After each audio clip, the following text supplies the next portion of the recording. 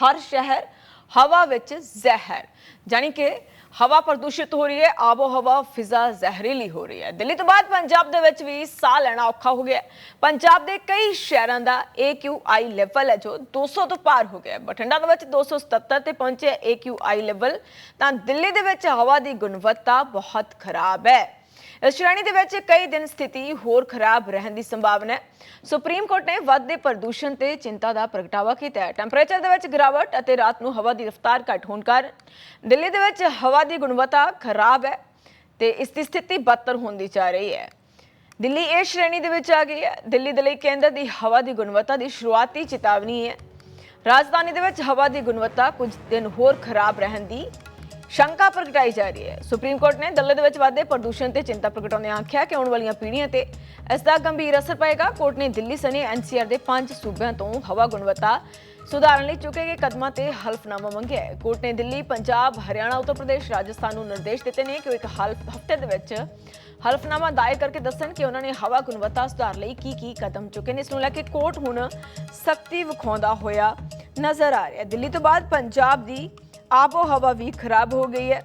इस नूं लैके हुण कोर्ट भी सख्त है। बठिंडा की जो AQ लेवल है वो 277 तो पार हो गया, जिसके चलने इत्थे भी लोग परेशान हो रहे हैं। तो दिल्ली दे विच भी जो आबो हवा खराब होंदी हुई नज़र आ रही है। इस नूं लैके कोर्ट ने सरकारों तो जवाब मंगिया कि जिहड़े दस्सिया जावे कि आबो हवा के सुधार लई की कुछ उपराले ने जिहड़े वो कीते गए ने। जहरीली हवा जो है लोगों को कई तरह दी बीमारियां लगा रही है। अखां दी बीमारियां, स्किन दी बीमारियां, साह लैण दे विच लोगों को दिक्कत आ रही है। धुएं दा गुबार हर पासे विखाई दिंदा है। बठिंडा दे विच 277 तां अमृतसर दे विच भी हवा जहरीली हुई है। तुहानूं असीं वख-वख शहरों का AQI विखा रहे हैं। पटियाला 161, खन्ना 156, जलंधर 144, पठानकोट 124 है। पंजाब के कई शहरों का AQ है जिहड़ा 200 तो पार है। AQI पटियाला 161, खन्ना 156, हालांकि 200 तो घट ने। सहयोगी पूजा वर्मा साडे नाल लाइव जुड़ चुके हैं। पूजा दा रुख कर लैंदे आ। पूजा, ये चिंता वाली खबर है कि राजधानी दिल्ली तो बाद हुण पंजाब के कई शहरों का आबो हवा जो खराब हो चुकी है, फिजा खराब होंदी हुई नजर आ रही है। असीं बीते कल की ही गल कर लीए, लुधियाना, बठिंडा, मोहाली दे सने अमृतसर दे विच धुएं दा गुबार देखा गया। लोगों को साह लैण दे विच भी दिक्कत आ रही सी। कि कुछ होर अपडेट्स ने इस नूं लैके किस तरह दीआं जो गाइडलाइनस ने वो जारी कीतियां गईयां ने? बिल्कुल तुहानूं दस दिए कि पोल्यूशन नूं लैके जिहड़ा है एक सब तो पहला तो एक खबर एक जानकारी दे देंदे अहम कि एक वर्ल्ड बैंक का प्रोजेक्ट है जिहड़ा कि इंडो गैगनैटिक प्लेट्स यानी कि जिहड़े रीजनस आते हैं जिस विच दिल्ली, पंजाब, हरियाणा, हिमाचल, UP, MP तो लेकर कोलकाता तक का जो एरिया है इत्थे जो एक प्रोजेक्ट चल रहा है पोल्यूशन नूं लैके।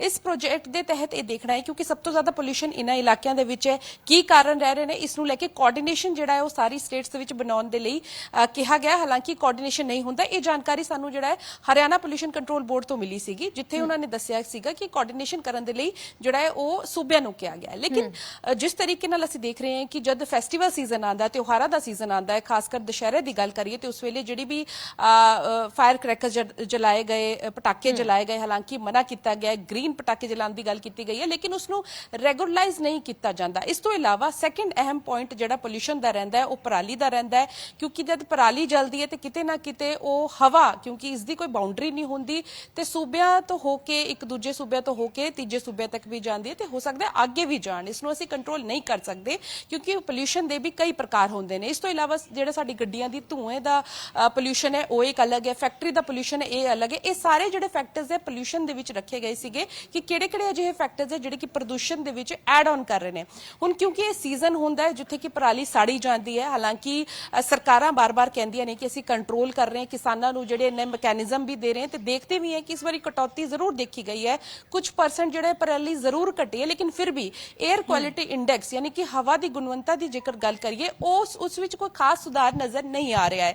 जे तुसीं पंजाब दा ਅੱਜ ਇੱਕ ਡਾਟਾ ਦੱਸਿਆ ਇਸ ਤੋਂ ਜਿਹੜਾ ਖਤਰਨਾਕ ਡਾਟਾ ਹੈ ਹਰਿਆਣਾ ਤੋਂ ਵੀ ਸਾਹਮਣੇ ਆ ਰਿਹਾ, ਜਿੱਥੇ ਕਿ 400 ਤੋਂ ਉੱਤੇ ਦਾ ਜਿਹੜਾ ਹੈ 에ਅਰ ਕੁਆਲਿਟੀ ਇੰਡੈਕਸ ਫਤਿਆਬਾਦ ਤੇ ਉਸ ਦੇ ਨਾਲ ਲੱਗਦੇ ਕੁਝ ਇਲਾਕੇ, ਕਿਉਂਕਿ ਇਹ ਜਿਹੜਾ ਇਲਾਕੇ ਹੈ ਉਹ ਦਿੱਲੀ ਦੇ ਨਾਲ ਲੱਗਦੇ ਆ। ਅਜਿਹੇ ਦੇ ਵਿੱਚ ਦਿੱਲੀ ਦੀ ਹਵਾ ਖਰਾਬ ਹੋਣਾ ਸੁਭਾਵਿਕ ਹੈ, ਜਦ ਹਰਿਆਣਾ ਤੇ ਪੰਜਾਬ ਦੀ ਜਿਹੜੀ ਹਵਾ ਹੈ, ਕਿਉਂਕਿ ਬਾਰ-ਬਾਰ ਦੋਸ਼ੀ ਵੀ ਮੰਨਿਆ ਜਾਂਦਾ ਹੈ ਪੰਜਾਬ ਹਰਿਆਣਾ ਨੂੰ ਪਰਾਲੀ ਸਾੜਨ ਦੇ ਲਈ। ਹਾਲਾਂਕਿ ਜਦ ਪਰਾਲੀ ਸਾੜਨ ਦੀ ਗੱਲ ਹੁੰਦੀ ਹੈ ਉਹ ਸਿਰਫ ਇੱਕ ਫੈਕਟਰ ਨਹੀਂ ਪੋਲੂਸ਼ਨ ਦੇ ਲਈ, ਬਾਰ-ਬਾਰ ਇਹ ਕਿਹਾ ਵੀ ਜਾਂਦਾ ਹੈ, ਪਰ ਕਿਉਂਕਿ ਇਸ ਤੇ ਸਿਆਸਤ ਵੀ ਬਹੁਤ ਹੁੰਦੀ ਹੈ।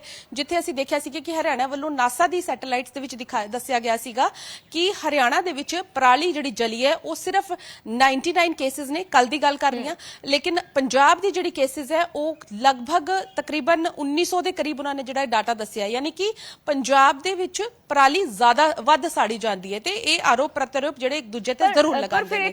ਲੇਕਿਨ ਜਿਸ ਤਰ੍ਹਾਂ ਤੁਸੀਂ ਕਹਿ ਰਹੇ ਹੋ ਕਿ ਹਰਿਆਣਾ ਦਾ AQI ਲੈਵਲ ਹੈ ਉਹ ਵੱਧ ਹੈ, ਪੰਜਾਬ ਦਾ ਘੱਟ ਹੈ। ਜੇਕਰ ਪੰਜਾਬ ਦੇ ਵਿੱਚ ਪਰਾਲੀ ਵੱਧ ਸਾੜੀ ਜਾ ਰਹੀ ਹੈ ਤਾਂ ਪੰਜਾਬ ਦਾ AQI ਲੈਵਲ ਹੈ ਜਿਹੜਾ 200 ਤੋਂ ਜਿਸ ਤਰ੍ਹਾਂ 400 ਤੱਕ ਹੋਣਾ ਚਾਹੀਦਾ, ਪਰ ਉਹ ਤਾਂ ਹਰਿਆਣੇ ਦਾ ਹੈ।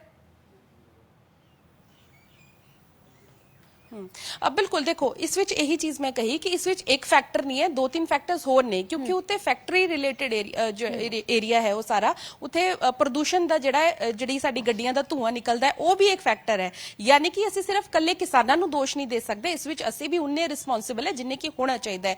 ਲੇਕਿਨ ਹੁਣ ਇਸ ਦਾ ਸੁਧਾਰ ਕੀਤਾ ਜਾਵੇ, ਕਿਉਂਕਿ ਇਸ ਮੌਸਮ ਦੇ ਵਿੱਚ ਜਿਹੜਾ ਮੈਕੈਨਿਜ਼ਮ ਸਰਕਾਰ ਵੱਲੋਂ ਪਰਾਲੀ ਸਾੜਨ ਨੂੰ ਦਿੱਤਾ ਜਾ ਰਿਹਾ ਹੈ ਜਾਂ ਲੋਕਾਂ ਨੂੰ ਕਿਸ ਤਰੀਕੇ ਨਾਲ ਇਸ ਨੂੰ ਕੰਟਰੋਲ ਕਰਨ ਦੇ ਲਈ ਚਲਾਨ ਹੋ ਰਹੇ ਨੇ ਚਾਹੇ ਫੈਕਟਰੀਆਂ ਦੇ, ਲੇਕਿਨ ਉਸ ਤੇ ਚੈੱਕ ਕੌਣ ਰੱਖਦਾ ਹੈ? ਅਕਸਰ ਇਸੀ ਸੀਜ਼ਨ ਦੇ ਵਿੱਚ ਇਹ ਮੁੱਦਾ ਉੱਠਦਾ, ਇਸੀ ਸੀਜ਼ਨ ਦੇ ਵਿੱਚ ਇਹ ਗੱਲਾਂ ਬਾਤਾਂ ਹੁੰਦੀਆਂ ਨੇ, ਲੇਕਿਨ ਉਸ ਤੋਂ ਬਾਅਦ ਵੀ ਕੋਈ ਚੈੱਕ ਨਹੀਂ ਰਹਿੰਦਾ। ਹੁਣ ਇਸ ਦਾ ਜਿਹੜਾ ਇੰਪੋਰਟੈਂਟ ਇਫੈਕਟ ਇਹ ਰਹਿੰਦਾ ਹੈ ਕਿ ਜੇਕਰ ਮੌਸਮ ਦੇ ਵਿੱਚ ਬਦਲਾਅ ਆਏਗਾ, ਜੇਕਰ ਮੌਸਮ ਦੇ ਵਿੱਚ ਯਾਨੀ ਕਿ ਮੀਂਹ ਪੈਂਦਾ ਹੈ ਤੇ ਇਹ ਆਟੋਮੈਟਿਕਲੀ ਠੀਕ ਹੋ ਜਾਏਗਾ, ਕਿਉਂਕਿ ਮੌਸਮ ਦੇ ਵਿੱਚ ਅਸੀਂ ਦੇਖ ਰਹੇ ਹਾਂ ਕਿ ਦਿਨ ਦੇ ਵਿੱਚ ਜਿਹੜਾ ਹੈ ਤਾਪਮਾਨ ਵੱਧ ਹੈ ਤੇ ਰਾਤਾਂ ਦੇ ਵਿੱਚ ਤਾਪਮਾਨ ਦੇ ਵਿੱਚ ਗਿਰਾਵਟ ਦਰਜ ਕੀਤੀ ਗਈ ਹੈ। ਲੇਕਿਨ ਜੇਕਰ ਤਾਪਮਾਨ ਦੇ ਵਿੱਚ ਵਾਧਾ ਹੋ ਰਿਹਾ ਹੈ, ਉਸੇ ਤਰੀਕੇ ਨਾਲ ਪੋਲਿਊਸ਼ਨ ਦੇ ਵਿੱਚ ਵੀ ਵਾਧਾ ਹੋ ਰਿਹਾ ਹੈ ਤੇ ਇਹ ਦੋਨੋਂ ਚੀਜ਼ਾਂ ਜਿਹੜੀ ਇੰਟਰਕਨੈਕਟਡ ਹੈ ਤੇ ਮੌਸਮ ਤੇ ਵੀ ਬਹੁਤ ਜ਼ਿਆਦਾ ਨਿਰਭਰ ਕਰਦਾ ਹੈ ਕਿ ਪ੍ਰਦੂਸ਼ਣ ਕੰਟਰੋਲ ਕਰਨਾ ਜਾਂ ਪ੍ਰਦੂਸ਼ਣ ਵਧਣਾ ਇਸੇ ਸੀਜ਼ਨ ਦੇ ਵਿੱਚ ਹੁੰਦਾ ਹੈ।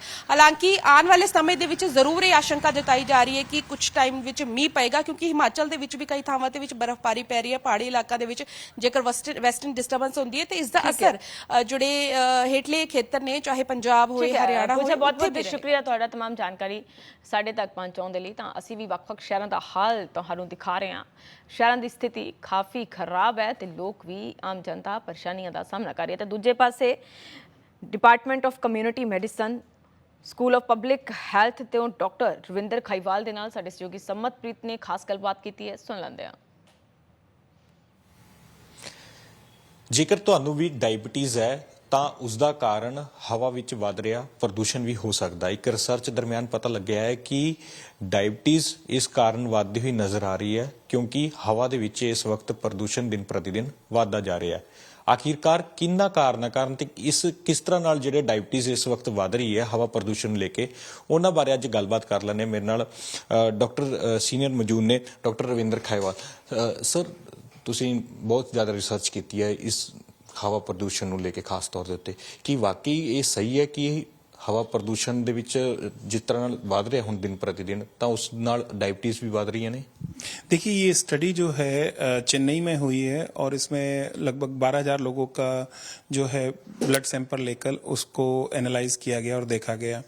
तो वहाँ पे ये पाया गया कि जैसे प्रदूषण का स्तर बढ़ता है तो इस तरह से डायबिटीज़ का भी स्तर बढ़ रहा है। तो ये एक एसोसिएशन वाली स्टडी है और जो इमर्जिंग एविडेंस है वो ये सजेस्ट कर रहे हैं कि जो एयर पोल्यूशन है वो बहुत सारे बीमारियों के लिए एक खतरा है और एक कारक है।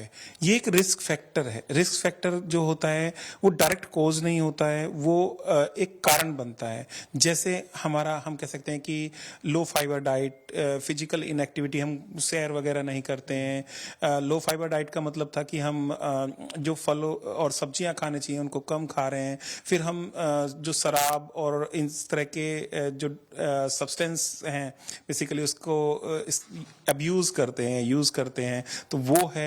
तो ये सारी चीजें मिलाकर जो हैं इस तरह के खतरों को बढ़ाती हैं। तो आज के समय में उनमें एक खतरा एयर पोल्यूशन भी है।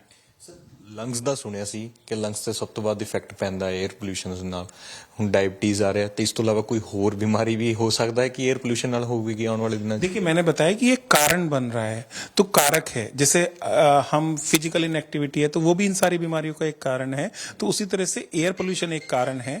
अब हम बात करते हैं एयर पोल्यूशन की, तो air pollution is a risk factor to many disease. तो नॉर्मली हम उसे लंग्स के साथ ही जोड़ते हैं, और हमारी रिसर्च में भी हमने दिखाया कि किस तरह से जब हम गांव वालों के साथ बात कर रहे थे या फार्मर्स के साथ बात कर रहे थे, तो उन्होंने हमें बताया कि सांस और आंखों में जलन की समस्या होती है, और वो लगभग 23-24% ही बीमारियों का प्रतिशत बनता है अगर हम ग्लोबल बर्डन ऑफ डिजीज के द्वारा जाते हैं। लेकिन जो 73-74% डिजीज बर्डन है वो कार्डियोवैस्कुलर डिजीज है, रोमेटिक हार्ट डिजीज है, स्ट्रोक है, कैंसर है, तो ये भी रिलेटेड है। अब बात करें बीमारी के लिए air pollution is a risk factor to almost now any disease you will name. तो डायबिटीज हो गया, तो डायबिटीज के अलावा कैंसर हो गया, स्ट्रोक हो गया, तो नॉन कम्युनिकेबल डिजीज का तो खतरा है। और इसके अलावा जो इन्फेक्शंस हैं उसमें भी इसका रोल अभी जो है इमर्ज होके आ रहा है कि किस तरह से पार्टिकल पे डायबिटीज के अलावा जैसे टीबी या जो ARI ਇਨਫੈਕਸ਼ਨਸ हैं उनको भी बढ़ा सकता है। ਕੀ ਸੁਝਾਅ ਦਿੰਦੇ ਹੋ ਕਿ ਕਿਸ ਤਰ੍ਹਾਂ ਨਾਲ ਇਸ ਚੀਜ਼ ਨੂੰ ਸਾਈਕਲਿੰਗ ਕਰਕੇ ਹੀ ਜਾਂ ਸੈਰ ਨਾਲ ਹੀ ਇਹ ਚੀਜ਼ਾਂ ਜਿਹੜੀਆਂ ਰਿਸਕ ਫੈਕਟਰ ਨੇ ਜਿਹੜੇ ਉਹ ਕੱਢ ਸਕਦੇ ਨੇ? देखिए, सबसे पहली बात तो ये कि अपनी सिटी के प्रदूषण के स्तर को जानें। उसके लिए भारत सरकार ने समीर ऐप बनाया है, और आप उसके द्वारा अपने क्षेत्र की एयर क्वालिटी देख सकते हैं।